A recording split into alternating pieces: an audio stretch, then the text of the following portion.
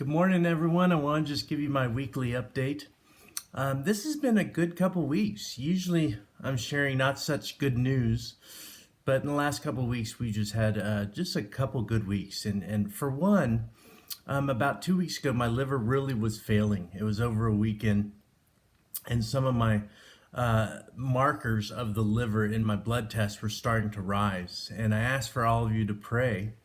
And miraculously, without doing a whole lot except getting some hydration, those numbers have stayed the same for 2 weeks. They've just plateaued.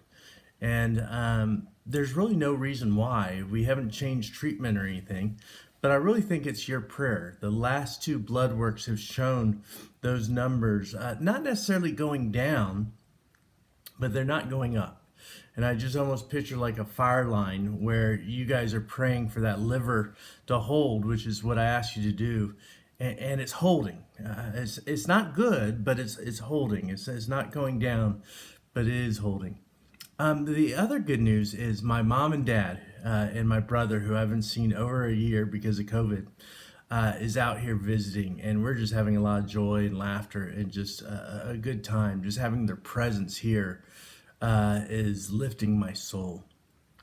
The other good news is that my pain is really being managed, and the downside of that is that as my pain is being managed, the medicine that's using to manage the pain is keeping me from driving. And so the last 2 weeks I've had to give up driving, and that's a big chapter in one's life when they have to let go of driving. And so Patty hasn't been driving for a year. I'm not allowed to drive, and we live on a dirt road in the middle of nowhere. So I should have probably thought of that about 3 years ago, but of course I didn't. But both kids are here. They're doing a lot of driving. It's actually going to be a good time in the car with them, going grocery shopping with them and doing things that normally I would do myself. And so it's still a loss. I feel how a lot of you have said that when you give up driving, you feel a little bit like you're losing control of your life a little bit. And I feel that.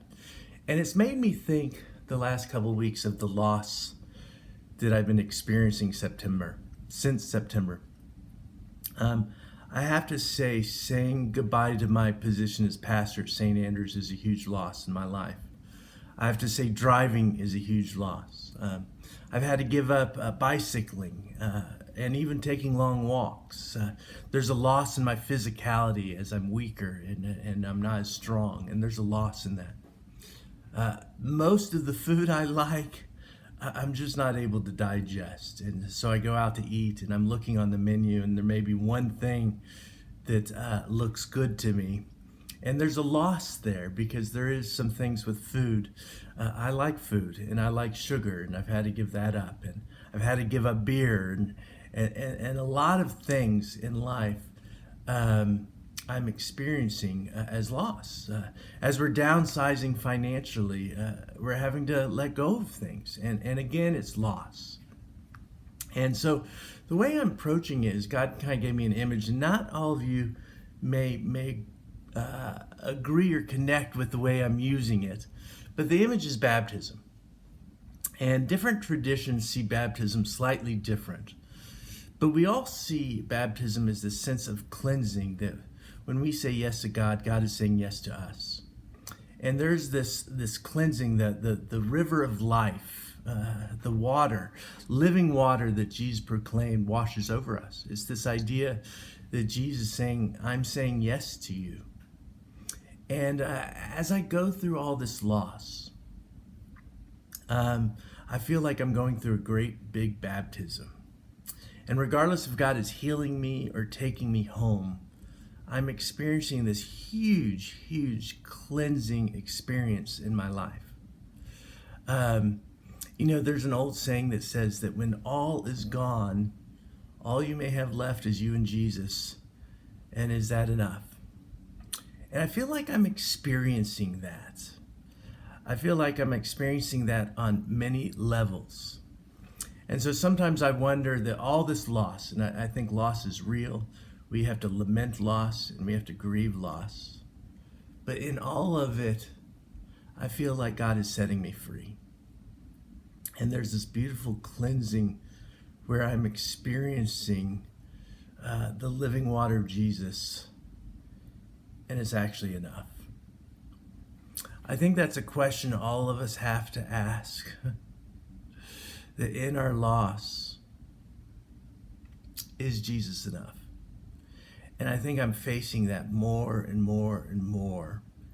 And I'm experiencing that as I'm being set free, that I'm experiencing Jesus saying yes to me, and it is enough. Well, I think all of us have to grieve. All of us have to experience loss. But in that loss, look for where God is setting you free. I do have some prayer requests.